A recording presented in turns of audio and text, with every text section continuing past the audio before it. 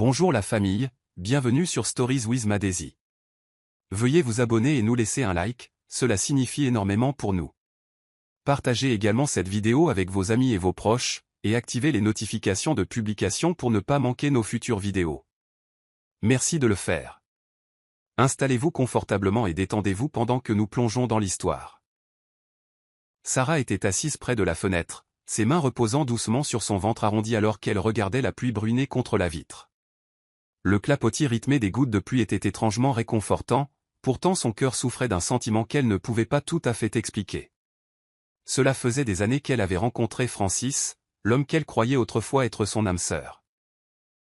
Elle se souvenait encore de la façon dont ses yeux pétillaient de passion lorsqu'il lui avait pris la main pour la première fois, lui promettant une vie remplie d'amour et de sécurité. Leur histoire d'amour n'avait été rien de moins que magique, rencontre à l'université, session d'études tardives qui se transformait en confession chuchotée, et finalement un mariage qui ressemblait à un conte de fées. Chaque instant avait été rempli de rires, d'aventures et de rêves d'un avenir qu'ils construiraient ensemble. Mais maintenant, alors qu'elle était assise seule dans leur maison autrefois chaleureuse, quelque chose n'allait pas. Francis avait changé. L'homme qui la serrait fort contre lui chaque nuit, l'embrassant sur le front avant de se coucher, la regardait à peine dans les yeux maintenant. Elle essaya de chasser le doute lancinant qui s'insinuait dans son esprit. Peut-être était-ce simplement le stress de la paternité imminente, se raisonna-t-elle.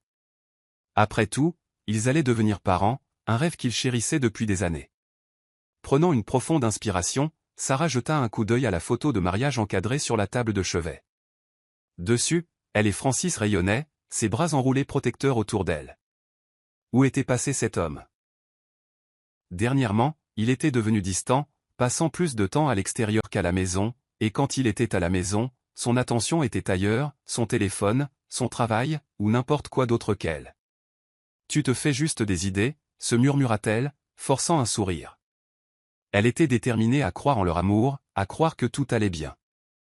Juste à ce moment-là, la porte d'entrée s'ouvrit et Francis entra, secouant son parapluie. Son visage s'illumina. « Tu es rentré tôt aujourd'hui », dit-elle, une pointe d'espoir dans la voix. Il la regarda à peine en marmonnant, « Oui, longue journée. » Pas de baiser, pas de salutations affectueuses. Juste ces mots froids avant qu'ils ne disparaissent dans la chambre. Le sourire de Sarah vacilla alors qu'elle se frottait distraitement le ventre. Leur enfant serait bientôt là, mais l'homme qu'elle aimait lui échappait. Sarah était assise dans le salon faiblement éclairé, ses mains reposant distraitement sur son ventre qui grossissait. C'était devenu une routine, attendre que Francis rentre à la maison, pour n'être accueilli que par une froide indifférence ou des excuses. Au début, elle s'était convaincue que ces longues heures de travail n'étaient que le résultat du stress professionnel, mais maintenant les signes étaient trop flagrants pour être ignorés.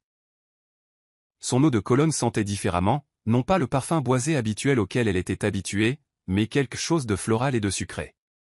Son téléphone, autrefois laissé négligemment sur la table, était maintenant toujours verrouillé dans sa poche. L'intimité entre eux s'était réduite à néant. Pas d'étreinte chaleureuse, pas de baisers langoureux, pas même de conversation décontractée pendant le dîner. Chaque nuit, elle était allongée seule dans leur lit king size, fixant le plafond, se demandant où tout avait mal tourné. Le Francis qu'elle avait connu se serait précipité à la maison pour elle, impatient de lui masser les pieds après une longue journée, parlant avec enthousiasme de prénoms de bébé. Maintenant, il remarquait à peine son existence. Le silence entre eux était suffocant, et Sarah avait l'impression de crier dans une pièce où personne ne pouvait l'entendre. Un soir, elle décida de le confronter, déterminée à obtenir des réponses. Dès qu'il franchit la porte, elle le rejoignit dans le couloir, ses yeux scrutant son visage. « Francis, pouvons-nous parler ?» demanda-t-elle, sa voix douce mais ferme. Il soupira lourdement, se frottant les tempes. « Sarah, je suis épuisé. Est-ce que ça peut attendre ?» L'irritation dans son ton la piqua, mais elle refusa de reculer. « Non, ça ne peut pas attendre, » insista-t-elle. « Tu me parles à peine. Tu es toujours dehors, et quand tu es à la maison, c'est comme si j'étais invisible. Que se passe-t-il » Francis ricana, secouant la tête. « Tu es encore paranoïaque » marmonna-t-il en la dépassant. Mais Sarah n'allait pas laisser tomber cette fois. « Paranoïaque ? Francis, je suis ta femme, et je porte ton enfant. Si quelque chose ne va pas, j'ai le droit de savoir. Il se tourna vers elle, son expression froide. Tout ne tourne pas autour de toi, Sarah. Peut-être que si tu arrêtais d'être si nécessiteuse, les choses ne seraient pas si étouffantes. Ces mots la transpercèrent comme un couteau. Sarah sentit les larmes lui brûler les yeux, mais elle refusa de les laisser couler. Au lieu de cela, elle le regarda s'éloigner, disparaissant dans leur chambre sans un autre mot. Cette nuit-là, alors qu'elle se blottissait sur le canapé, elle réalisa quelque chose. Son mariage s'effondrait, et elle était la seule à essayer de le maintenir. Le malaise dans l'estomac de Sarah était devenu quelque chose d'impossible à ignorer. Les pièces du puzzle commençaient à s'assembler d'une manière qui faisait battre son cœur d'effroi. Les nuits tardives de Francis, les regards distants, les réponses dédaigneuses, il n'était pas seulement occupé. Il cachait quelque chose. Elle voulait croire que c'était le stress du travail, mais au fond d'elle, elle savait mieux. La confirmation finale vint lorsque Gladys, sa plus proche amie, l'appela avec hésitation un soir. « Sarah, je dois te dire quelque chose, mais je ne sais pas comment. » Il y avait une pointe d'hésitation dans sa voix qui fit que Sarah serra plus fort le téléphone. « Dis-le simplement, Gladys, » insista-t-elle, sa poitrine se serrant. Un profond soupir suivit avant que Gladys ne murmure, « Francis a été vu en ville avec une autre femme. » Le monde de Sarah bascula. Elle posa une main sur son ventre, son esprit s'emballant. Non, ce n'est pas possible. Mais même en le niant, elle savait au fond de son cœur que c'était vrai. Gladys continua, sa voix teintée de regret.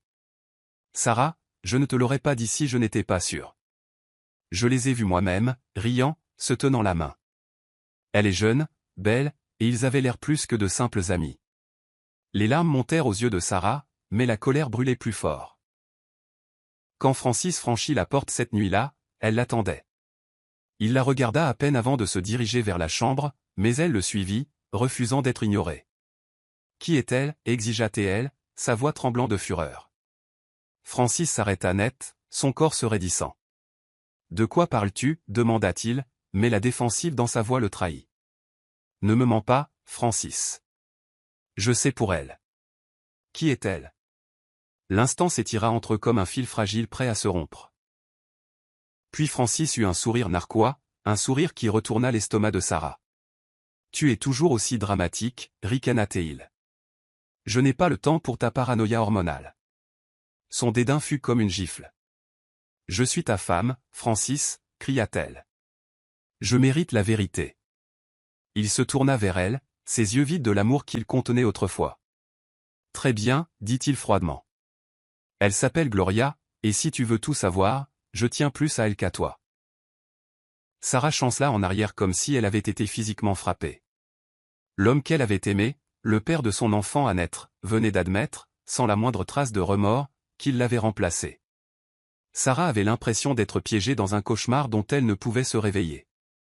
La douleur de la trahison de Francis était insupportable, mais ce qui faisait encore plus mal, c'était la facilité avec laquelle il l'avait rejetée. Elle avait passé des années à l'aimer, à se sacrifier pour lui, à croire en leur avenir, et maintenant elle n'était plus qu'un inconvénient à ses yeux. Pendant des jours, elle agit par automatisme, son corps alourdi par l'épuisement et le chagrin, mais quelque chose en elle refusait de rester brisé. Elle avait besoin de preuves, de quelque chose d'indéniable qui confirmerait ce qu'elle savait déjà au fond de son cœur. Un soir, alors que Francis dormait profondément à côté d'elle, après avoir à peine dit un mot de toute la journée, elle attrapa son téléphone. Ses mains tremblaient alors qu'elle le déverrouillait, surprise qu'il n'ait pas changé son mot de passe. Ce qu'elle trouva lui souleva l'estomac. Des messages de Gloria remplissaient l'écran. « J'ai hâte que tu la quittes enfin. Tu crois qu'elle se doute de quelque chose ? Notre voyage le week-end prochain sera parfait, juste nous deux. » Le souffle de Sarah se coupa alors qu'elle faisait défiler plus loin. Des reçus d'hôtel, des achats de bijoux, des notes de restaurant, tout pour Gloria. La colère qui la submergea était différente de tout ce qu'elle avait jamais ressenti auparavant. Quand Francis se réveilla le lendemain matin, elle l'attendait. « Depuis combien de temps » demanda-t-elle, sa voix étrangement calme. Il fronça les sourcils, se frottant les yeux. « Quoi ? Depuis combien de temps me trompes-tu » précisa-t-elle en brandissant son téléphone. Son visage s'assombrit. « Sarah, donne-moi mon téléphone » dit-il en tendant la main. Mais elle se recula. J'ai tout lu, Francis. Tu préparais une escapade avec elle pendant que je reste à la maison, portant ton enfant? As-tu seulement une conscience? Il expira brusquement, lui arrachant le téléphone des mains. Tu n'avais pas le droit de fouiller dans mon téléphone. C'est tout ce qu'il eut à dire. Pas d'excuses, pas de regrets, juste de la colère d'avoir été pris. Sarah le fixa, ses mains se posant instinctivement sur son ventre, comme pour protéger son bébé du monstre qui se tenait devant elle. Je t'aimais, murmura-t-elle, la voix brisée. Je t'ai tout donné. Et tu as tout jeté. Pour elle? Francis roula des yeux. Sarah, tu dois te concentrer sur le bébé et arrêter de te stresser. L'audace pure de ces mots lui donna envie de crier. Mais au lieu de cela, elle se redressa. Elle ne se briserait pas. Pas pour lui.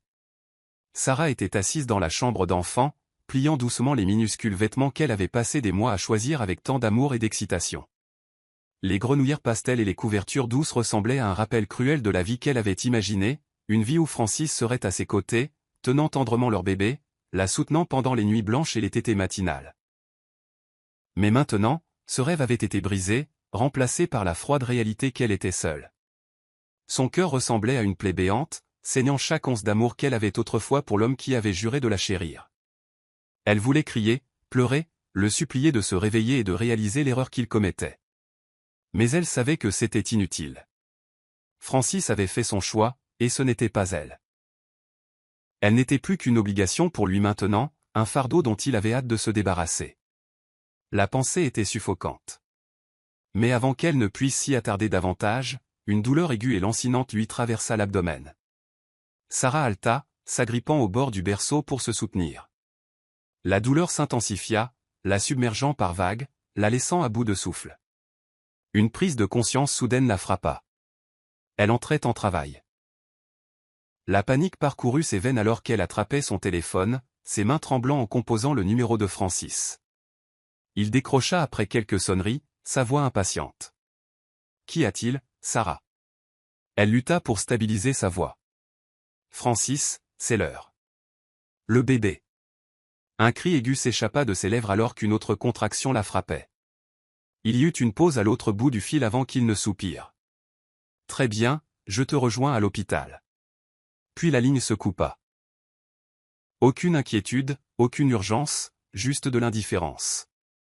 Les larmes brouillèrent la vision de Sarah alors qu'elle réalisait que même à ce moment, où elle avait le plus besoin de lui, il était toujours émotionnellement absent. Avec beaucoup de difficultés, elle appela Gladys, qui accourut immédiatement. « Je suis là, ma chérie », la rassura Gladys en passant un bras autour d'elle. « Tu n'as pas besoin de lui. Je suis là pour toi. » Alors qu'elle se rendait à l'hôpital, Sarah essaya de retenir ses larmes, mais c'était inutile. La douleur n'était pas seulement physique. C'était l'agonie déchirante de savoir que l'homme qu'elle aimait ne serait jamais le mari ou le père qu'elle avait espéré. Les lumières fluorescentes vives de l'hôpital piquaient les yeux de Sarah alors qu'on la conduisait en fauteuil roulant dans la salle de travail, son corps secoué par la douleur. La sueur perlait sur son front alors que les contractions devenaient plus rapides, plus intenses, la laissant haletante.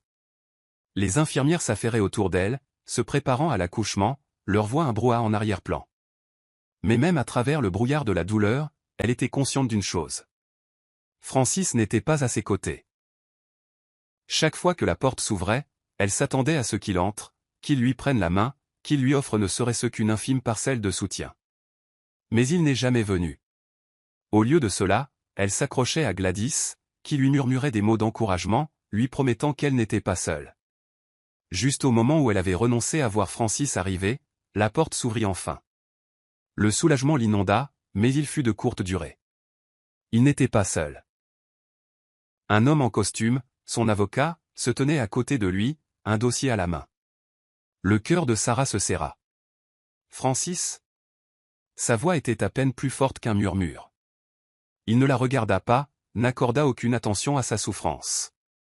Au lieu de cela, il s'approcha et posa le dossier sur la petite table de chevet. « Signe ça, dit-il sèchement. » La confusion et le choc se lisaient en elle alors qu'elle fixait les documents. D'une main tremblante, elle ouvrit le dossier, son souffle se coupant dans sa gorge alors qu'elle réalisait ce qu'elle regardait. Des papiers de divorce. Un hoquet aigu s'échappa de ses lèvres alors que son monde entier basculait. Tu fais ça maintenant. Sa voix se brisa, un mélange de douleur et d'incrédulité. Francis croisa les bras, son visage sans expression. C'est mieux ainsi, Sarah. Je suis déjà passé à autre chose. Je ne veux pas continuer à faire semblant. La pièce autour d'elle sembla s'estomper alors qu'une nouvelle vague d'agonie la déchirait, non seulement à cause des contractions, mais aussi à cause de la trahison profonde et impitoyable de l'homme qu'elle avait autrefois aimé. L'infirmière se précipita à ses côtés. « Madame, vous devez vous concentrer sur votre respiration. Le bébé arrive. » Mais Sarah ne pouvait pas respirer. Elle ne pouvait pas comprendre comment quelqu'un pouvait être aussi insensible, aussi cruel, pour remettre des papiers de divorce à une femme pendant qu'elle était en travail. Gladys s'avança, la fureur brillant dans ses yeux. « Tu es un monstre, » cracha-t-elle à Francis. « Tu ne mérites pas une femme comme Sarah. » Mais Francis s'en fichait. Il haussa simplement les épaules. Elle s'en remettra. Avec ces derniers mots, il se retourna et sortit, laissant Sarah brisée, seule, et luttant contre la pire douleur de sa vie. Les heures passèrent dans un brouillard de douleur insupportable, d'épuisement et de dévastation. Sarah avait l'impression de flotter entre conscience et inconscience. Son corps était poussé à ses limites absolues. Elle voulait crier, sangloter, mais elle n'avait plus d'énergie. Tout ce qu'elle pouvait faire, c'était tenir bon, luttant à travers chaque contraction alors que son corps travaillait pour mettre son bébé au monde. « Vous y êtes presque, Sarah », l'encouragea le médecin. Juste une dernière poussée. Avec un cri étranglé, elle donna tout ce qui lui restait, puis soudain, le vagissement d'un bébé emplit la pièce. Le son était perçant, magnifique et déchirant à la fois. Les larmes coulaient sur le visage de Sarah alors que l'infirmière déposait délicatement son fils sur sa poitrine. Il était minuscule, fragile et parfait. Elle traça ses douces joues, submergées par l'amour et le chagrin. « Tu es en sécurité maintenant, mon bébé » murmura-t-elle en lui embrassant le front. Mais en le regardant, une prise de conscience dévastatrice la frappa. Il n'avait pas de père pour l'accueillir au monde. L'homme qui aurait dû être là, célébrant sa naissance, était parti sans un regard en arrière. Le chagrin était trop grand. Son corps, déjà affaibli par le travail, ne pouvait supporter le poids de tout cela. L'obscurité envahit sa vision, et avant qu'elle ne puisse la combattre, tout devint noir. Quand elle se réveilla des heures plus tard, la pièce était silencieuse. Gladys était assise à côté d'elle, tenant le bébé, son visage rempli de soulagement. « Tu m'as fait peur. » murmura Gladys en serrant la main de Sarah. « Mais toi et ton fils, vous allez bien. » Sarah cligna des yeux, essayant de chasser le brouillard de l'épuisement. Puis elle se souvint. Francis, les papiers du divorce, l'abandon. Son cœur se serra douloureusement, mais elle regarda son bébé, son fils, sa seule lumière dans l'obscurité. Elle ne se laisserait pas briser. Elle ne laisserait pas Francis gagner. Prenant une profonde inspiration, elle murmura. « Je ne le laisserai jamais se sentir indésirable. Je ne le laisserai jamais savoir ce que c'est que d'être abandonné. Parce que quoi qu'il arrive, elle se battrait pour son enfant, même si elle devait le faire seule. » La chambre d'hôpital était étrangement silencieuse aux petites heures du matin, à l'exception des doux gazouillis du nouveau-né de Sarah. Le monde extérieur dormait encore, ignorant la tempête qui faisait rage dans son cœur. Elle gisait immobile sur le lit d'hôpital rigide, l'épuisement et le chagrin l'alourdissant comme un carcan de fer. Son corps était faible à cause de l'accouchement, mais son esprit se sentait encore plus brisé. L'absence de Francis était plus bruyante que tous les mots qu'il aurait pu prononcer. Il l'avait quittée au moment le plus vulnérable de sa vie, la rejetant comme si elle n'était rien de plus qu'un inconvénient. Une larme amère coula sur sa joue alors qu'elle regardait son bébé dormir paisiblement dans le berceau à côté d'elle. Il ne savait pas que son père l'avait déjà abandonné avant même qu'il ait eu la chance de sentir sa chaleur. Sarah serra le drap d'hôpital dans son poing, la colère couvant sous la surface de son chagrin. Elle avait passé des années dévouée à Francis, se sacrifiant pour leur vie ensemble, pour n'être rejetée qu'au moment où elle avait le plus besoin de lui. Le bruit de la porte qui grinçait tira Sarah de ses pensées. Gladys entra, son expression un mélange de tristesse et de colère. Aaron est tout mon monde. Je l'ai élevé seul, Howard. J'ai tout abandonné pour lui donner une vie. Ne te tiens pas là à faire comme si je t'avais volé quelque chose alors que tu ne m'as même jamais cherché. L'expression d'Howard vacilla avec quelque chose d'indéchiffrable, mais ensuite sa mâchoire se durcit. Et maintenant quoi, Karen, demanda-t-il, sa voix basse mais non moins intense. Maintenant que je connais la vérité, tu t'attends à ce que je m'en aille? Il expira brusquement, secouant la tête. Non, ça n'arrivera pas. Il se redressa, sa présence la dominant. Aaron est mon fils, et je serai dans sa vie, que ça te plaise ou non. L'estomac de Karen se noua, son pouls irrégulier. Elle s'était battue si fort pour protéger son fils, mais maintenant tout s'effondrait. Karen eut à peine le temps de rentrer chez elle avant que le poids de la confrontation ne s'abatte sur elle. Elle arpentait le petit salon, les mains serrées en poing tandis qu'Aaron jouait tranquillement dans un coin, ignorant que son monde entier venait de changer. Elle avait toujours craint ce moment, le jour où elle ne pourrait plus le protéger de la vérité. Elle s'était convaincue que garder Howard dans l'ignorance était la bonne décision, car on n'avait pas besoin d'un père qui avait disparu sans laisser de traces. Mais maintenant, Howard n'était plus seulement un souvenir de son passé. Il se tenait dans son présent, exigeant un rôle dans la vie d'Aaron. Cette pensée lui donnait la nausée. Pouvait-elle vraiment lui faire confiance? Pouvait-elle risquer d'ouvrir une porte qui pourrait mener à plus de chagrin? On frappa à sa porte d'entrée, la faisant se raidir. Elle savait déjà qui c'était. Prenant une profonde inspiration, elle tourna la poignée, et il était là, Howard, l'air aussi déterminé que jamais. Je ne suis pas ici pour me battre, dit-il en entrant avant qu'elle ne puisse le refuser. Son regard s'adoucit pour la première fois de la journée en se posant sur le petit enfant qui jouait par terre. Son fils. Le souffle de Karen se coupa alors qu'elle observait la façon dont toute l'attitude d'Howard changeait. Il avait l'air différent, moins sur la défensive, plus vulnérable. Aaron, sentant une nouvelle présence, leva les yeux vers Howard avec de grands yeux curieux. « Qui es-tu » demanda le petit garçon, sa voix innocente. Howard déglutit difficilement, l'émotion lui serrant la gorge alors qu'il s'accroupissait, regardant vraiment son fils pour la première fois. « Je suis un ami de ta maman » réussit-il à dire, la voix tendue.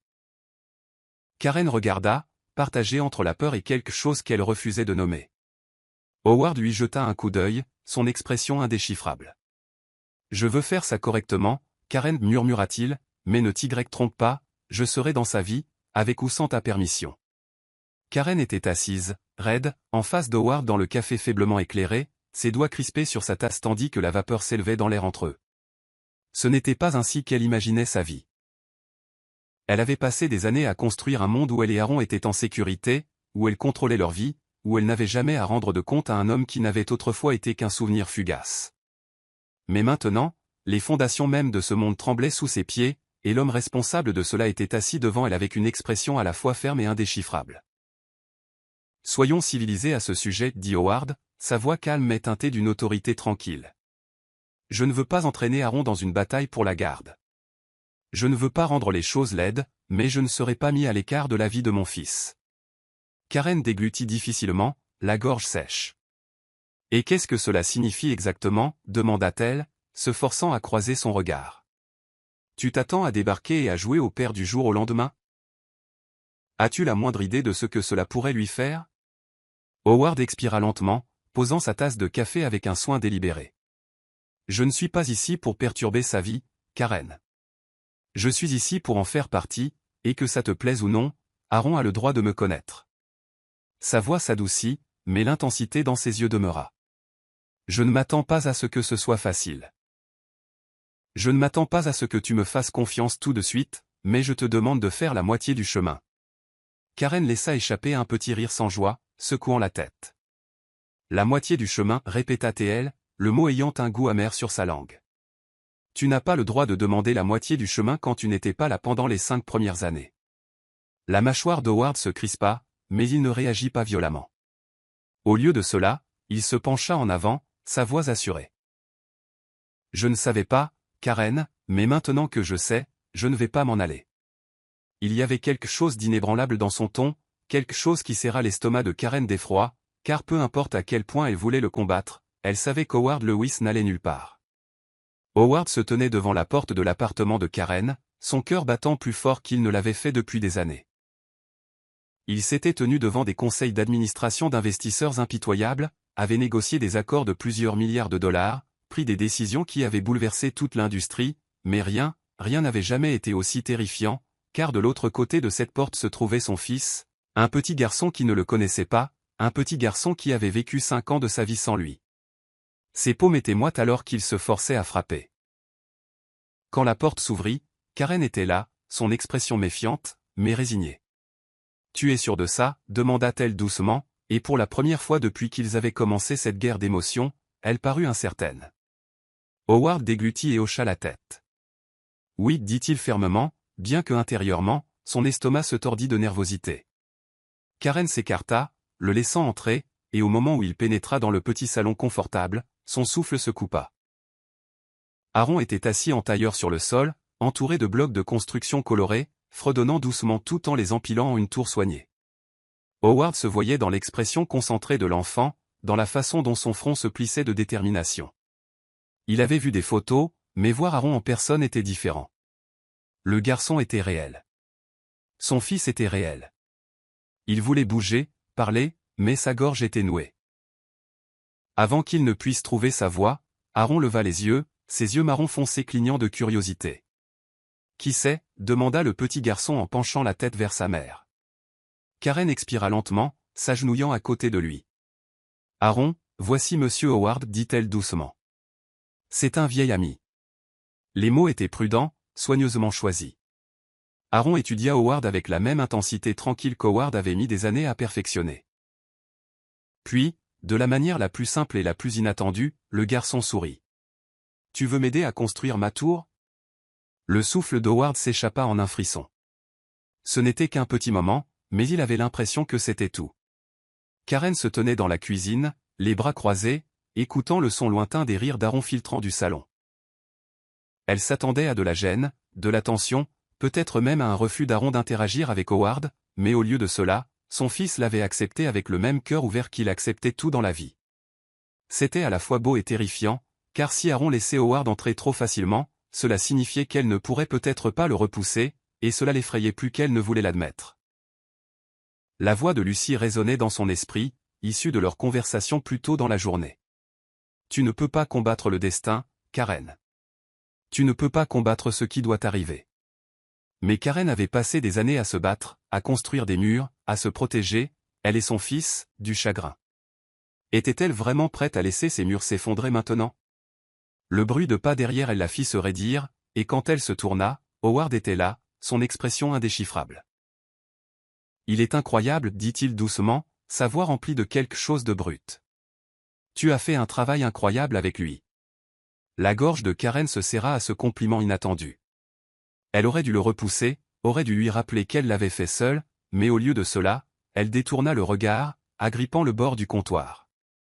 Il est tout mon monde, admit-elle, sa voix à peine plus haute qu'un murmure. Howard expira brusquement, se rapprochant, sa présence chaleureuse et étrangement stable. Je ne veux pas te prendre ça, Karen, dit-il, son ton plus doux maintenant. Je veux juste en faire partie. La vulnérabilité dans sa voix était presque insupportable, car pour la première fois elle le vit, le regret, la culpabilité, le désir. L'homme qui était entré dans sa vie 5 ans auparavant comme un étranger se tenait devant elle maintenant, offrant quelque chose auquel elle ne s'attendait jamais, des excuses. Mais les excuses n'effaçaient pas le passé, elles n'annulaient pas les années de solitude, les nuits qu'elle avait passées éveillée avec un bébé qui pleurait, les sacrifices qu'elle avait faits. Je ne sais pas si je peux te faire confiance, admit-elle finalement, sa voix épaisse d'émotions inexprimées. Howard ne broncha pas, il hocha simplement la tête. Alors laisse-moi te prouver que tu peux. Howard se retrouva à passer plus de temps avec Aaron qu'il n'aurait jamais cru possible. Ce qui avait commencé comme de brèves rencontres supervisées avait lentement évolué en quelque chose de plus profond, de plus significatif. Il ne s'agissait pas seulement d'apprendre à connaître son fils, il s'agissait de devenir quelqu'un sur qui Aaron pouvait compter. Il se découvrit fasciné par les petits détails, la façon dont le visage d'Aaron s'illuminait quand il parlait de dinosaures, la façon dont il plissait le nez quand il se concentrait, la façon dont ses petites mains s'ajustaient si facilement dans celles d'Howard. Mais malgré leur lien grandissant, il y avait toujours une barrière tacite entre lui et Karen. Elle observait leurs interactions attentivement, sur ses gardes, refusant de faire pleinement confiance à sa présence. Howard comprenait. La confiance ne se donnait pas gratuitement, elle se méritait. Et il était prêt à faire le travail. Un soir, alors qu'Aaron lui montrait avec enthousiasme son dernier dessin, Howard surprit Karen appuyée contre le chambranle de la cuisine, les bras croisés. « Tu es doué avec lui », admirait à contre-cœur. « Je n'étais pas sûr de la tournure que cela prendrait, mais tu essaies. » Les mots, bien que simples, ressemblaient à la première fissure dans le mur qu'elle avait construit entre eux. Howard posa soigneusement le dessin d'Aaron avant de se tourner vers elle. « Je ne veux pas seulement essayer, Karen. Je veux être là, en permanence. » Sa voix était ferme, mais il y avait quelque chose de vulnérable dans la façon dont il le disait, comme s'il savait qu'elle attendait qu'il abandonne et s'en aille. Karen laissa échapper un lent soupir, s'avançant davantage dans la pièce, mais l'hésitation dans son regard persistait. « Aaron aime facilement, murmura-t-elle, mais il est aussi facilement blessé. » Ces mots portaient plus de poids qu'elle ne le voulait probablement, et Howard ne manqua pas le message tacite qui s'y cachait. Elle ne parlait pas seulement d'Aaron, elle parlait aussi d'elle-même. Howard croisa son regard, son expression inébranlable. « Je n'ai aucune intention de le blesser, ni toi. » Karen laissa échapper un petit rire, mais il n'y avait aucune once d'humour. « Les intentions ne signifient rien si elles ne sont pas suivies des faits, Howard. » Elle se détourna, les épaules tendues. « Prouve-le. » Karen ne s'attendait pas à dire oui, pourtant, d'une manière ou d'une autre, elle se retrouva devant la porte du pantouse d'Howard, la main prête à frapper. Ce qui avait commencé comme une tentative de coparentalité était lentement devenu quelque chose qu'aucun d'eux ne pouvait définir. Les frontières entre eux s'estompaient, et cela la terrifiait.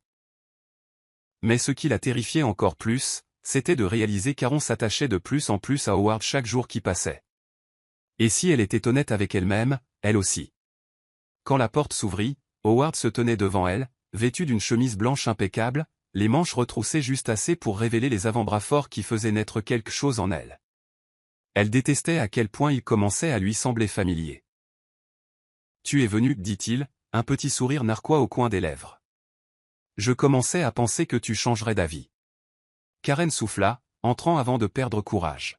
« Je pourrais encore, rétorqua-t-elle, mais même en le disant, elle savait qu'elle ne le ferait pas. » Le dîner fut étonnamment normal. Howard avait tout préparé lui-même, un détail qui la surprit. Elle s'attendait à moitié à de la nourriture de traiteur, une démonstration de richesse et de commodité, mais au lieu de cela, elle fut accueillie par l'odeur de pâtes maison et de pain à l'ail, quelque chose de si inattendument domestique que cela la désarçonna. Aaron était assis entre eux, se goinfrant joyeusement, inconscient des courants sous-jacents entre ses parents. De temps en temps, la main d'Howard effleurait la sienne alors qu'ils attrapaient le même plat, envoyant une décharge électrique à travers sa peau. Elle se disait que ce n'était rien, que cela ne signifiait rien, mais quand leurs regards se croisèrent par-dessus la table, quelque chose de lourd s'installa entre eux. Après qu'Aaron se fut endormi sur le canapé, Howard raccompagna Karen à la porte, sa main effleurant le bas de son dos. « Reste encore un peu, murmura-t-il, et pendant un instant fugace et imprudent, elle en eut envie. Mais elle secoua la tête, se forçant à reculer. « Bonne nuit, Howard. » Et puis elle partit, le laissant debout dans l'embrasure de la porte, la regardant s'éloigner. Dorothy Lewis s'était toujours targuée d'être une femme qui voyait le monde tel qu'il était vraiment, et ce qu'elle voyait maintenant était un problème qui devait être géré avant qu'il ne dégénère. Karen Adams, une femme sortie de nulle part, soudainement mêlée à la vie d'Howard, menaçant l'avenir que Dorothy avait soigneusement construit pour son beau-fils. Elle ne le permettrait pas. Howard était un Lewis, et ce nom s'accompagnait de pouvoir, de responsabilité et d'un héritage. Il était censé bien se marier, s'allier à quelqu'un de statut, pas à une mère célibataire avec un enfant qu'il venait à peine de découvrir. Et tu vas perdre. Le cœur de Karen battait la chamade, mais elle refusa de détourner le regard. Elle avait affronté pire que cela. Elle ne reculerait pas maintenant. Karen était assise en face de Dorothy dans le café chic et branché, sa prise se resserrant sur sa tasse de café alors que les mots de la femme plus âgée s'enfonçaient comme des pierres dans sa poitrine. « Je connais votre genre, Madame Adams, dit Dorothy, sa voix douce mais tranchante comme une lame finement aiguisée. Vous voyez un homme riche, un homme puissant, et vous pensez qu'avoir son enfant vous donne droit à quelque chose. Mais laissez-moi être clair, vous n'êtes rien de plus qu'une distraction. Howard a des responsabilités, un avenir qui n'inclut pas une femme comme vous. » Karen se força à rester calme, bien que la colère brûlât sous sa peau. Elle s'attendait à cette confrontation. Mais entendre le venin dans le ton de Dorothy indiquait clairement que la femme ne reculerait devant rien pour la repousser. « Je ne suis pas intéressée par l'argent d'Howard, dit Karen, gardant une voix mesurée. Je ne l'ai jamais été. Je ne savais même pas qui il était quand j'ai eu Aaron. » Dorothy eut un petit rire, un son dépourvu d'humour. « Peut-être. Mais cela ne change rien au fait que vous êtes un problème qui doit être réglé. » Elle se pencha, son regard froid et calculateur. « Partez maintenant, et je veillerai à ce que vous soyez généreusement dédommagés. Refusez, et je vous promets que vous le regretterez. » Le cœur de Karen battait la chamade, mais elle refusa de laisser paraître sa peur. « Je n'ai pas besoin de votre argent, et je n'ai pas besoin de vos menaces, dit-elle en se levant brusquement. Aaron mérite de connaître son père, et Howard mérite la chance d'être dans la vie de son fils. Quels que soient vos problèmes avec ça, ils ne concernent que vous. » L'expression de Dorothy s'assombrit, mais elle resta assise, ses doigts manucurés tapotant légèrement contre sa tasse. « Vous n'avez aucune idée de ce dans quoi vous vous embarquez, prévint-elle, sa voix dangereusement douce. Howard pense peut-être qu'il tient à vous, mais les sentiments sont éphémères, ma chère, et quand il réalisera que l'amour ne triomphe pas de tout, c'est vous qui serez laissée en ruine. » Karen tourna les talons et s'éloigna, son cœur battant dans ses oreilles. Mais malgré son défi, le doute s'enroula en elle comme un serpent. Howard se battrait-il vraiment pour eux, ou Dorothy avait-elle raison? S'était-elle laissé croire en quelque chose qui n'était jamais censé durer? Karen était assise à la table de la cuisine, fixant sa tasse de thé intacte, son esprit tourbillonnant des paroles de Dorothy. Elle n'avait jamais douté d'elle-même auparavant, mais maintenant? Maintenant, elle remettait tout en question. Elle avait toujours été forte, indépendante, capable de se débrouiller seule. Mais Howard avait changé les choses. Sa présence dans la vie d'Aaron, dans la sienne, avait réveillé quelque chose qu'elle avait enfoui depuis longtemps, l'espoir. Et l'espoir, elle le savait, pouvait être dangereux. La vibration de son téléphone la tira de ses pensées, et quand elle vit le nom clignoter sur l'écran, elle hésita avant de répondre. « Maman, dit-elle doucement, la voix hésitante. Cela faisait des mois qu'elle ne s'était pas parlé, mais d'une manière ou d'une autre, sa mère avait toujours le don d'appeler au moment exact où elle avait besoin de conseils. Karen, ma chérie, la voix de sa mère était chaleureuse. Mais il y avait une nuance de connaissance. Qu'est-ce qui ne va pas? Karen hésita, puis expira d'une voix tremblante. Je ne sais pas quoi faire. La pause de sa mère fut révélatrice.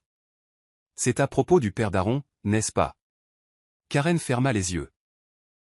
Sa belle-mère m'a coincé aujourd'hui. Elle m'a fait comprendre qu'elle ne voulait pas de moi dans la vie d'Howard. Elle m'a offert de l'argent pour que je parte. Sa mère ricana. Et qu'as-tu dit? Que je ne veux pas de son argent. Que je veux qu'Aaron ait une relation avec son père. Karen déglutit difficilement. Mais et si elle avait raison? Et si le monde d'Howard n'était pas fait pour nous? Et si j'exposais Aaron à être blessé? Il y eut un silence pendant un moment avant que sa mère ne parle, sa voix assurée. Karen, je t'ai élevée pour être forte, pour tenir bon. Tu n'as jamais été une femme qui fuit un combat. Et tu ne te bats pas seulement pour toi-même. Tu te bats pour ton fils. Si Howard tient vraiment à toi, s'il est l'homme que tu penses qu'il est, alors il le prouvera. Mais s'il ne le fait pas, alors tu t'en iras la tête haute, sachant que tu as fait tout ce que tu pouvais. La poitrine de Karen se serra, l'émotion lui nouant la gorge. Et si je suis blessé? La voix de sa mère s'adoucit. Alors tu guériras, comme tu le fais toujours. Serait brisé au-delà de toute réparation, attendant le jour où il reviendrait. Mais maintenant, après des semaines de silence, d'être ignorée, de savoir qu'elle l'avait bloqué, le doute rongeait son esprit. Et si elle avait vraiment tourné la page? Et si elle ne se souciait plus de lui? Sa mâchoire se serra à cette pensée. Il n'avait pas prévu ce qu'il dirait, n'avait répété aucune excuse. Il avait juste besoin de la voir, de confirmer par lui-même qu'elle n'était pas aussi insensible qu'elle le paraissait. En se garant devant l'appartement de Gladys, il hésita. À quoi s'attendait-il? Qu'elle ouvrirait la porte et tomberait dans ses bras, soulagé qu'il soit enfin revenu. Non, ce n'était pas Sarah, plus maintenant. Prenant une profonde inspiration, il sortit de la voiture et frappa à la porte, se préparant au moment où il la reverrait. Quand la porte s'ouvrit enfin, son souffle se coupa dans sa gorge. Elle avait l'air différente, pas de manière drastique, mais d'une manière qui le troublait. La Sarah qui s'accrochait autrefois à chacun de ses mots, qui le regardait avec amour et dévotion, avait disparu. La femme en face de lui était posée, confiante et totalement insensible à sa présence. Elle portait un chemisier ajusté et un pantalon élégant, sa posture droite, son expression illisible. Et pire que tout, elle n'était pas seule. Tenant le bébé dans ses bras, elle lui jeta un coup d'œil, mais avant qu'il ne puisse parler, une autre voix l'interrompit. « Sarah, tout va bien ?» Michael apparut derrière elle, son regard perçant alors qu'il remarquait la présence de Francis. L'estomac de Francis se noua. Qui diable était-ce? Sarah fit un petit signe de tête, ajustant le bébé dans ses bras. Oui, j'allais justement partir. Elle ne l'invita pas à entrer. Elle n'avait pas l'air troublée ni nerveuse. Au lieu de cela, elle se retourna vers Michael. « Peux-tu prendre le sac à langer ?» Francis sentit quelque chose se briser en lui. « Sarah, nous devons parler, » dit-il, forçant sa voix à rester calme. Elle le regarda à peine. « Je ne vois pas de quoi nous devrions parler. » Francis s'attendait à de la froideur, voire de la colère, mais de l'indifférence. Cela le déstabilisa. Elle le traitait comme un étranger, comme un homme qu'elle avait déjà effacé de sa vie. Et Michael, qui était-il? Francis ne pouvait ignorer la facilité avec laquelle il se tenait à côté de Sarah, la façon dont il bougeait comme s'il appartenait à sa vie. Une prise de conscience essayante le frappa. Il avait été remplacé. Ses mains se crispèrent sur ses côtés alors qu'il s'avançait. « Sarah, ne fais pas ça. Nous étions mariés. Je mérite de te parler. » Elle laissa échapper un petit rire, mais il n'y avait aucune once d'humour. « Mérité ? C'est drôle comme tu ne t'en souviens que maintenant. » Ces mots piquèrent, mais il insista. « J'ai fait des erreurs. Je le sais, mais je... » Des erreurs? Elle haussa un sourcil, ajustant sa prise sur le bébé. « Tu m'as abandonné alors que j'accouchais, Francis. Tu m'as remis des papiers de divorce quand j'étais au plus mal. Ce n'était pas une erreur. C'était un choix. Et j'ai fait le mien. Je suis passé à autre chose. » Ces mots étaient définitifs, comme une porte qui claque. Michael s'éclaircit la gorge. « Sarah, nous devrions y aller. Nous ne voulons pas être en retard. » La mâchoire de Francis se serra alors qu'il regardait Michael lui tendre le sac à langer. Ils avaient des projets. Ensemble. Son sang ne fit qu'un tour à l'idée qu'un autre homme prenne sa place, soit celui aux côtés de Sarah et de son enfant. « C'est à cause de lui que tu agis comme ça ?» lança Francis. « C'est à cause de lui que tu ne veux même pas m'écouter ?» Les yeux de Sarah s'assombrirent. « Non, Francis, c'est à cause de toi. » Elle prit une profonde inspiration, sa voix ferme. « Tu t'attendais à ce que je sois brisé pour toujours, à ce que j'attende que tu réalises que tu avais fait une erreur. Mais je n'ai pas besoin d'attendre. Je me débrouille très bien sans toi. » Ces mots le blessèrent plus profondément qu'il ne s'y attendait. Elle ne criait pas. Elle ne pleurait pas. Elle s'en fichait, tout simplement. Et pour la première fois, Francis réalisa qu'il l'avait perdu pour de bon. Sarah s'éloigna sans un autre regard, laissant Francis là, vide et secoué. Au moment où la porte se referma derrière elle, il sentit le poids de sa propre arrogance s'abattre sur lui. Il s'était convaincu qu'elle serait toujours là, attendant dans les décombres de leur mariage brisé. Mais elle s'était reconstruite. Elle n'était pas une femme bafouée. Elle était une femme qui s'était relevée. Francis rentra chez lui, mais le silence de son pantouse vide lui semblait suffocant. Les murs qui représentaient autrefois le succès ressemblaient maintenant à une prison. Elle n'avait plus besoin de lui. Cette prise de conscience rongeait son esprit, l'empêchant de se concentrer sur quoi que ce soit d'autre. Pendant ce temps, Sarah ressentait une paix qu'elle n'avait pas ressentie depuis longtemps. Elle s'attendait à ressentir de la colère en voyant Francis, s'attendait à ce que son cœur lui fasse mal. Mais au lieu de cela, elle ne ressentit rien. La douleur qu'il lui avait causée n'avait plus de pouvoir sur elle. Elle avait son fils, sa carrière et un avenir qui n'incluait pas un homme qui avait prouvé qu'il n'était pas digne de son amour. Ce soir-là, alors qu'elle tenait son bébé dans ses bras, elle murmura « On va s'en sortir, mon cœur. On s'en sort déjà. » Gladys, qui l'avait observé attentivement, sourit. Tu as vraiment tourné la page, n'est-ce pas? Sarah expira, hochant profondément la tête. Oui, et c'est libérateur. Elle n'était pas naïve. Elle savait que Francis n'abandonnerait pas si facilement. Il était trop habitué à avoir le contrôle, trop habitué à ce que les femmes se plient à sa volonté. Mais elle n'était plus cette femme.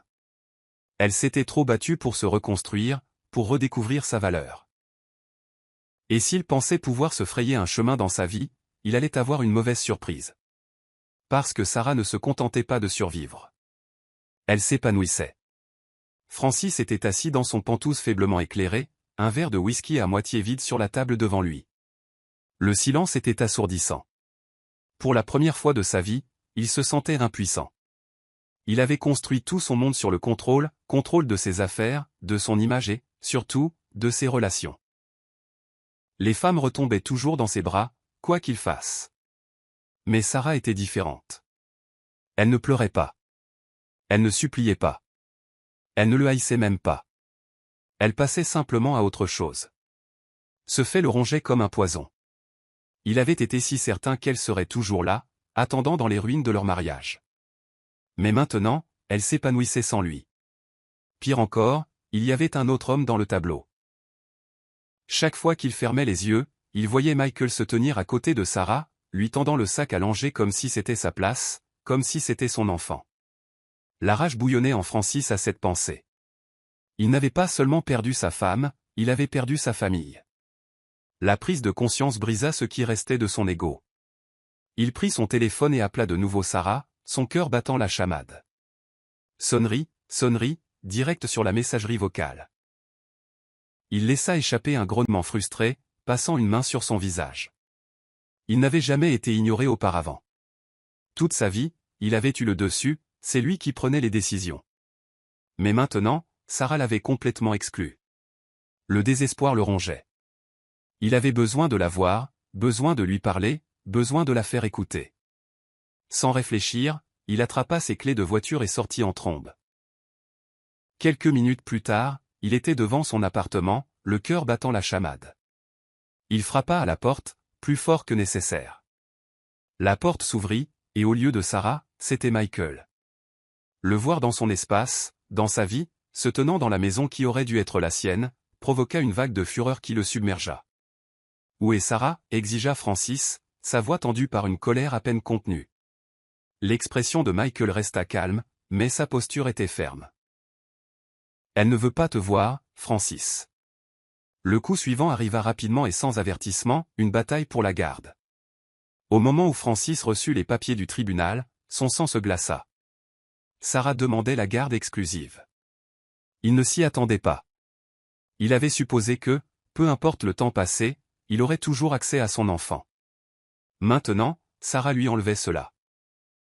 L'audience était prévue dans quelques semaines, et alors qu'il était assis dans la salle d'audience, regardant Sarah entrer avec une confiance qu'il n'avait jamais vue auparavant, les pensées terribles s'installèrent dans son esprit, il pourrait réellement perdre. Son avocat se pencha. Nous devons la dépeindre comme instable, incapable financièrement. Si nous soutenons qu'elle ne peut pas offrir un foyer sûr à l'enfant, nous pourrions avoir une chance. Mais alors que Francis regardait Sarah, la femme posée et imperturbable qui le regardait à peine, il réalisa quelque chose de glaçant. Elle était prête pour ce combat. La voix du juge coupa la tension. « Monsieur Francis, votre ex-femme a fourni des preuves que vous l'avez abandonnée pendant l'accouchement et que vous n'avez pas subvenu à ses besoins financiers. Niez-vous ces affirmations ?» Francis ouvrit la bouche, mais pour la première fois de sa vie, il n'avait rien à dire. L'avocat de Sarah se leva. « Votre honneur, nous avons également des documents prouvant que Monsieur Francis a tenté de couper l'accès financier de Madame Sarah alors qu'elle était encore enceinte, la laissant dans un état de vulnérabilité. » Le juge se tourna vers Francis, les yeux perçants. « Est-ce vrai ?» Son avocat s'agita mal à l'aise. « Votre honneur, mon client. »« Est-ce vrai ?» répéta le juge. Francis sentit les murs se refermer sur lui. Il était parti en croyant qu'il était intouchable. Mais maintenant, dans cette froide salle d'audience, il n'était plus qu'un homme confronté aux conséquences de sa propre cruauté.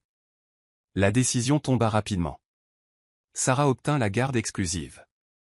Francis resta assis en silence, abasourdi, alors que les mots du juge résonnaient à ses oreilles.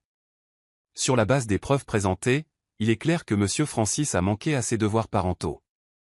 Le tribunal ne voit aucune raison de lui accorder la garde ou des droits de visite pour le moment. Un silence tomba sur la pièce. Sarah ne jubila pas. Elle n'eut pas de sourire narquois. Elle se leva simplement, rassembla ses affaires et s'en alla. L'avocat de Francis se tourna vers lui. Nous pouvons faire appel, mais sa voix s'éteignit. Ils savaient tous les deux qu'un appel serait inutile. Francis avait construit sa chute de ses propres mains. En sortant de la salle d'audience, il aperçut Sarah dans le couloir, parlant tranquillement avec son avocat. Michael se tenait à côté d'elle, tenant son sac. L'image provoqua une nouvelle vague d'humiliation qui le submergea. Elle l'avait remplacé si facilement, et maintenant il n'était plus seulement son ex-mari, il n'était rien. Le désespoir lui noua la gorge alors qu'il s'avançait vers elle. « Sarah » appela-t-il, la voix rauque. Elle se tourna, son regard impénétrable. « S'il te plaît. Je sais que j'ai eu tort. Je sais que je ne mérite rien de toi. » Mais elle leva une main, le faisant taire. « Tu as raison, dit-elle doucement. Tu ne mérites rien de moi. » La finalité dans sa voix l'écrasa. Elle se détourna, sortant de sa vie pour de bon. Et alors que Francis se tenait là, seul, noyé dans les décombres de ses propres choix, il comprit enfin le poids de ses actions. Il avait passé sa vie à croire qu'il était intouchable. Mais à la fin, il s'était détruit lui-même. Francis n'avait jamais su ce que c'était que de toucher le fond jusqu'à maintenant. Le monde qui s'inclinait autrefois à ses pieds lui avait tourné le dos, le laissant debout dans les ruines de son arrogance. Son entreprise s'effondrait, sa réputation était en lambeaux, et maintenant la seule chose qu'il n'aurait jamais imaginé perdre, son fils, lui avait été enlevé par la femme même qu'il avait autrefois rejetée. Il était assis dans son pentouse, fixant l'avis d'expulsion entre ses mains. Expulsion. Le mot lui glaça le sang. Il y a quelques mois à peine, il était l'homme qui avait tout, richesse, pouvoir, influence. Maintenant, il était noyé sous les dettes, les créanciers frappant à sa porte, les investisseurs se retirant, et ses employés autrefois fidèles abandonnant le navire. C'était poétique, vraiment. Il avait bâti son succès sur la cruauté, se croyant invincible. Pourtant, le voilà, impuissant. Il serra le papier dans son poing, son esprit s'emballant. Le Pentouse n'était pas seulement une maison, c'était son dernier lambeau de dignité. Le perdre signifiait perdre le dernier fil de son ancienne vie. Un coup sec à la porte le tira de ses pensées. Quand il ouvrit, il fut accueilli par un visage qui ne fit qu'ajouter du sel à ses blessures, Raymond, son ancien associé. « Je t'avais prévenu, Francis » dit Raymond en entrant sans y être invité. Sa voix était calme, mais il n'y avait aucune sympathie dans ses yeux.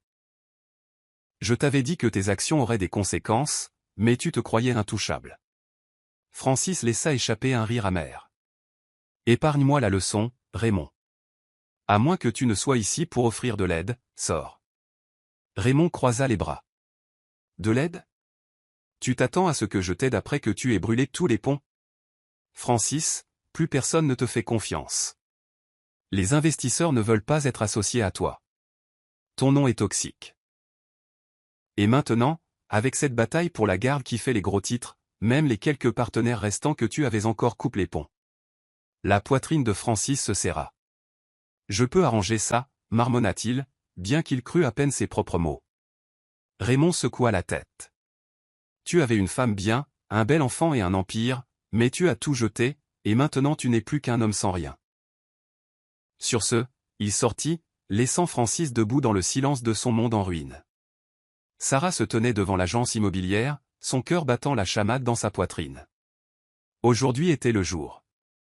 Aujourd'hui, elle reprendrait son pouvoir. Elle prit une profonde inspiration, ajustant son blazer avant d'entrer. La réceptionniste l'accueillit avec un sourire chaleureux. « Mademoiselle Sarah, les documents sont prêts pour votre approbation finale. » Sarah hocha la tête, la suivant. Elle achetait le Pentouse, la maison même dont Francis l'avait autrefois chassée. L'ironie ne lui échappait pas. Lorsqu'elle avait appris pour la première fois qu'il était sur le marché en raison de ses difficultés financières, elle avait hésité. Une partie d'elle se demandait si cela en valait même la peine, si elle devait simplement laisser tomber et se concentrer sur sa nouvelle vie. Mais ensuite, elle réalisa que ce n'était pas une question de vengeance. C'était une question de clôture. Elle n'achetait pas seulement une propriété. Elle effaçait les derniers vestiges de son contrôle sur sa vie. Alors qu'elle signait le document final, un poids se leva de ses épaules. C'était sa victoire. Plus tard dans la soirée, elle se tenait devant l'immeuble, regardant les déménageurs vider les dernières affaires de Francis. Il était là aussi, se tenant à l'écart, l'air complètement déplacé. Il avait l'air plus mince, épuisé, une coquille vide de l'homme qui avait autrefois détenu tant de pouvoir. Quand ses yeux rencontrèrent les siens, quelque chose vacilla en eux, la honte, le regret, peut-être même le désespoir. « Alors c'est vrai, dit-il, la voix rauque. Tu l'as acheté. » Sarah pencha la tête, son expression indéchiffrable. « Oui, je l'ai fait », sa mâchoire se serra. « Tu me détestes vraiment autant. » Elle laissa échapper un petit rire, mais il n'y avait aucune méchanceté. « Non, Francis, je ne te déteste pas. Je ne pense tout simplement plus à toi. » Cette vérité sembla le frapper plus durement que n'importe quelle insulte. Il déglutit difficilement, fourrant ses mains dans ses poches. « Je sais que j'ai tout gâché. Je sais que je ne mérite pas le pardon. Mais tu as raison, le coupa t-elle. Tu ne le mérites pas, elle se détourna, le cœur léger. Il ne s'agissait pas de lui faire du mal. Il s'agissait de finalement lâcher prise. Et alors qu'elle s'éloignait de lui, elle sut que c'était la dernière fois qu'elle regarderait en arrière. Francis n'avait jamais supplié pour quoi que ce soit de sa vie. Mais ce soir, alors qu'il se tenait devant la nouvelle maison de Sarah, il était un homme désespéré. Il frappa à la porte, le cœur battant la chamade. Il avait tout perdu, sa carrière, sa richesse, sa maison. Mais rien ne faisait plus mal que de l'avoir perdue elle. Quand la porte s'ouvrit enfin, Sarah se tenait là, son expression calme, impénétrable. « Francis, dit-elle, son ton neutre. Qu'est-ce que tu fais ici ? » Sa gorge était sèche. « J'ai besoin de te parler. S'il te plaît. » Elle soupira, sortant et refermant la porte derrière elle. « Je ne sais pas ce que tu attends de moi, dit-elle en croisant les bras. Tu as fait tes choix, Francis. Maintenant, tu dois vivre avec. » Il passa une main dans ses cheveux décoiffés. « J'ai été stupide. J'ai laissé la cupidité, l'orgueil et l'égoïsme détruire la meilleure chose de ma vie. Je pensais que te quitter me libérerait. Mais tout ce que ça a fait, c'est me ruiner. » Elle l'observa attentivement. Mais il n'y avait aucune trace de la femme qu'il avait autrefois aimée dans ses yeux. « Je ne nierai pas que ce que tu as fait m'a blessé, » admit-elle. « Mais j'ai guéri. Et j'ai appris que je n'avais jamais eu besoin de toi. Je pensais seulement que oui. » Les mots le transpercèrent. Il avait passé tellement de temps à croire qu'elle serait toujours à lui, qu'elle s'effondrerait sans lui. Mais elle s'était épanouie. « N'y a-t-il rien que je puisse dire pour changer les choses ? » demanda-t-il. Sa voix était empreinte de désespoir. Sarah lui adressa un triste sourire. « Non, Francis, tu étais mon passé, mais je suis passé à autre chose. » Sur ce, elle rentra et ferma la porte. Francis resta là, fixant la porte fermée, la finalité de la chose s'insinuant en lui. Il avait passé sa vie à courir après le pouvoir, la richesse et le statut. Mais à la fin, il avait perdu la seule chose qui ait jamais vraiment compté. Sarah était assise sur le balcon de sa nouvelle maison, sirotant une tasse de thé chaud alors que le soleil commençait sa lente descente sur l'horizon. L'air était vif, portant l'odeur de l'herbe fraîchement coupée, une odeur qui lui rappelait de nouveaux commencements. Elle baissa les yeux sur son fils, qui était blotti dans sa poussette, gazouillant doucement en jouant avec ses petits doigts. C'était sa vie maintenant, paisible, sûre et entièrement à elle. Pour la première fois depuis des années, elle ne sentait plus le poids de la trahison de Francis peser sur elle. Elle s'était battue, avait survécu et en était sortie plus forte qu'elle ne l'aurait jamais cru possible. Et elle avait tout fait sans lui. La prise de conscience la remplit d'une fierté tranquille. Elle n'était plus la femme brisée qui mendiait des miettes d'amour à un homme qui l'avait abandonnée depuis longtemps. Maintenant, elle était une mère, une femme d'affaires et une femme qui avait repris son pouvoir. Un C. Oup à la porte la tira de ses pensées. Elle n'attendait personne. Mais quand elle ouvrit la porte, elle trouva Michael debout là, tenant un petit bouquet de lys. Sa confiance habituelle était adoucie par autre chose, quelque chose de presque hésitant. Je sais que tu n'aimes pas les surprises, dit-il avec un petit sourire, mais j'ai vu ça et j'ai pensé que ça pourrait égayer ta journée. Sarah prit les fleurs, une chaleur se répandant dans sa poitrine. Elles l'ont déjà fait, dit-elle doucement. Michael avait été là pour elle d'une manière que personne d'autre n'avait été. Il lui avait offert son soutien sans attente, son amitié sans condition. Et maintenant, en le regardant, elle réalisa que quelque chose avait changé entre eux. Elle n'était pas seulement reconnaissante envers lui, elle le voulait dans sa vie. Plus que ça, elle était prête. « Voudrais-tu rester dîner ?» demanda-t-elle, sa voix ferme. Le sourire de Michael s'élargit. « J'adorerais. » Et c'est ainsi que Sarah s'autorisa à ouvrir une porte qu'elle avait gardée fermée pendant si longtemps. Un nouveau chapitre commençait. Francis était assis dans sa voiture, garée à quelques maisons de la nouvelle demeure de Sarah, agrippant si fort le volant que ses jointures blanchissaient. Il ne savait pas pourquoi il était venu là. Peut-être était-ce la curiosité, peut-être le désespoir, ou peut-être la réalisation insupportable qu'il l'avait perdu pour toujours. À travers la fenêtre, il pouvait voir la faible lueur des lumières à l'intérieur. Il pouvait voir Sarah se déplacer avec aisance, un petit sourire sincère sur son visage. Et puis il le vit, Michael, assis à sa table à manger, riant à quelque chose qu'elle avait dit, à l'aise, chez lui. L'estomac de Francis se tordit violemment. Il avait autrefois occupé cet espace, avait autrefois été l'homme qui la faisait rire, qui s'asseyait à cette table, qui la tenait la nuit. Mais maintenant, il n'était plus qu'un étranger qui regardait de l'extérieur. Sa respiration devint lourde, sa poitrine se serrant sous l'effet de quelque chose qu'il ne pouvait contrôler, la jalousie. Il avait supposé que Sarah lui appartiendrait toujours d'une certaine manière, même s'ils n'étaient pas ensemble. Mais elle était passée à autre chose sans lui. Elle s'était reconstruit une vie, et maintenant un autre homme y était. La prise de conscience fut une blessure vive et brutale, qui fit trembler ses mains. Un souvenir lui revint en mémoire, Sarah à l'hôpital, faible et le cœur brisé, le fixant alors qu'il lui remettait les papiers du divorce. À l'époque, il s'en fichait. À l'époque, il pensait qu'il ait changé pour mieux. Mais maintenant, alors qu'il était assis dans sa voiture, regardant un autre homme endosser le rôle qu'il avait si négligemment jeté, il sentit la morsure de sa propre bêtise. Jetant un dernier regard amer sur la maison qui ne lui appartenait plus, il démarra le moteur et s'éloigna, laissant derrière lui la seule chose qu'il ne récupérerait jamais. Sarah se tenait au milieu de son salon, des ballons et des décorations suspendues au plafond, les rires et les conversations emplissant l'air.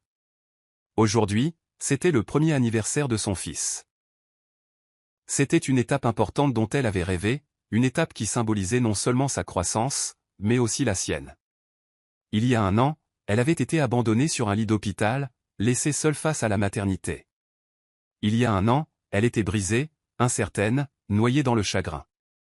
Mais aujourd'hui elle était entière. Elle regarda les gens qui l'entouraient. Gladys, qui avait été son soutien indéfectible, Michael, qui était devenu une présence constante dans sa vie, et un petit groupe de nouveaux amis qu'elle s'était fait au travail.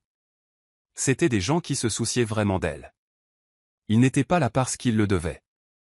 Ils étaient là parce qu'ils le voulaient. Elle sentit une main douce sur son bras et se retourna pour trouver Michael debout à côté d'elle, son regard chaleureux. « Tu l'as fait, Sarah » dit-il, sa voix douce. « Tu as construit quelque chose de beau. » Sa poitrine se serra à ces mots, à la vérité tranquille qu'ils contenaient. Elle avait passé tellement de temps à croire qu'elle avait besoin de Francis pour la compléter. Mais elle avait été complète depuis le début. « Merci » murmura-t-elle, l'émotion serrant sa gorge. Michael sourit, toujours. Alors que la fête continuait, Sarah tenait son fils dans ses bras, lui déposant un baiser sur le front. « On a réussi, bébé. » murmura-t-elle, et on ne regarde plus jamais en arrière. Et à cet instant, entourée d'amour et de rire, elle sut qu'elle avait gagné. Francis marchait dans les rues animées de la ville, le poids de ses échecs pesant sur lui comme un fardeau insupportable. Ses vêtements n'étaient plus les costumes sur mesure dont il se targuait autrefois. Ses chaussures, autrefois cirées et impeccables, étaient éraflées par les marches interminables qu'il avait faites, marchant sans direction, sans véritable destination. Il avait tout perdu. Le style de vie somptueux, le respect de ses pairs, le pouvoir qu'il exerçait autrefois sans effort, tout avait disparu. Et pire que tout, Sarah était partie. Elle ne l'avait pas seulement laissé derrière elle, elle l'avait effacé de sa vie. Il avait essayé, dans des moments de désespoir, de la contacter, mais elle n'avait jamais répondu. Elle était allée de l'avant, tandis qu'il était coincé dans les ruines de sa propre arrogance. Au détour d'un coin de rue, son souffle se coupa. Garée devant un café chic se trouvait une voiture de luxe élégante, et en sortait Sarah. Elle avait l'air radieuse, sa posture confiante, son expression sereine. Mais ce qui le brisa le plus, ce fut de voir Michael à ses côtés, lui ouvrant la portière avec une aisance protectrice que Francis avait autrefois possédée. Tous deux entrèrent dans le café, leurs mouvements synchronisés d'une manière qui lui disait qu'ils formaient une équipe. La poitrine de Francis se serra. Il aurait dû être celui qui marchait à ses côtés, aurait dû être celui vers qui elle se tournait quand elle riait si facilement. Mais il avait détruit cette chance. Il fit un pas hésitant en avant, mais juste à ce moment-là, le regard de Sarah se porta sur la fenêtre, et leurs yeux se croisèrent. Pendant un bref instant, le temps sembla s'arrêter. Mais au lieu de la tristesse, de la colère, ou même de la nostalgie, il n'y avait rien dans son expression. Pas de désir, pas de regret, juste de l'indifférence. Et cela, plus que toute autre chose, dit à Francis qu'il ne faisait plus partie de son histoire. Elle l'avait enfin vraiment laissé partir. Sarah s'adossa à sa chaise, le café bourdonnant autour d'elle alors qu'elle remuait son thé, la chaleur de la tasse l'ancrant dans le présent. En face d'elle, Michael l'observait avec une curiosité tranquille. « Tu l'as vu, n'est-ce pas » demanda-t-il. Elle expira, posant la cuillère. « Oui. » Il n'y avait aucune émotion dans sa voix, aucune douleur persistante, juste une reconnaissance. Michael hocha la tête, comprenant. « Et comment te sens-tu » Elle prit un moment pour y réfléchir. Y réfléchir vraiment. Il y a un an, la simple pensée de Francis l'avait mise à genoux. Il y a un an, elle avait eu l'impression de se noyer dans le sillage de sa trahison. Mais maintenant ? Maintenant, il n'était plus qu'un passant de plus dans la grande histoire de sa vie. Je me sens libre, dit-elle finalement, un petit sourire jouant sur ses lèvres. Pour la première fois, je ne ressens pas le besoin de prouver quoi que ce soit. Je n'ai pas besoin de vengeance. Je n'ai pas besoin de tourner la page. Je n'ai pas besoin de lui. Michael tendit la main par-dessus la table, ses doigts effleurant les siens. Tu l'as fait, Sarah. Tu as construit quelque chose de beau à partir des cendres. Elle le regarda vraiment, et vit tout ce qu'elle avait eu trop peur d'admettre auparavant. L'amour, la sécurité et la promesse de quelque chose de réel. Il ne s'agissait pas de remplacer Francis. Il s'agissait de se choisir elle-même. Et en se choisissant elle-même, elle avait ouvert la porte à quelque chose de plus grand. Alors qu'elle prenait une gorgée de son thé, une prise de conscience s'installa dans son cœur. C'était la meilleure des vengeances. Pas la colère, pas la haine, mais le succès, le bonheur. Vivre une vie si pleine et si abondante que la personne qui avait autrefois essayé de la briser n'était plus qu'un lointain souvenir. Et sur cette dernière pensée, elle se tourna vers Michael et sourit. Rentrons à la maison. Parce que la maison n'était plus un lieu lié à la douleur. La maison était partout où elle choisissait d'être. Et elle avait enfin choisi la joie. C'est la fin de l'histoire. Qu'avez-vous appris de cette histoire ? Laissez vos réflexions dans la section des commentaires. Laissez un like et n'oubliez pas de vous abonner et d'activer les notifications de publication, afin d'être averti chaque fois que nous publierons nos prochaines vidéos. Partagez également cette vidéo avec quelqu'un qui pourrait être intéressé. Merci beaucoup d'avoir regardé.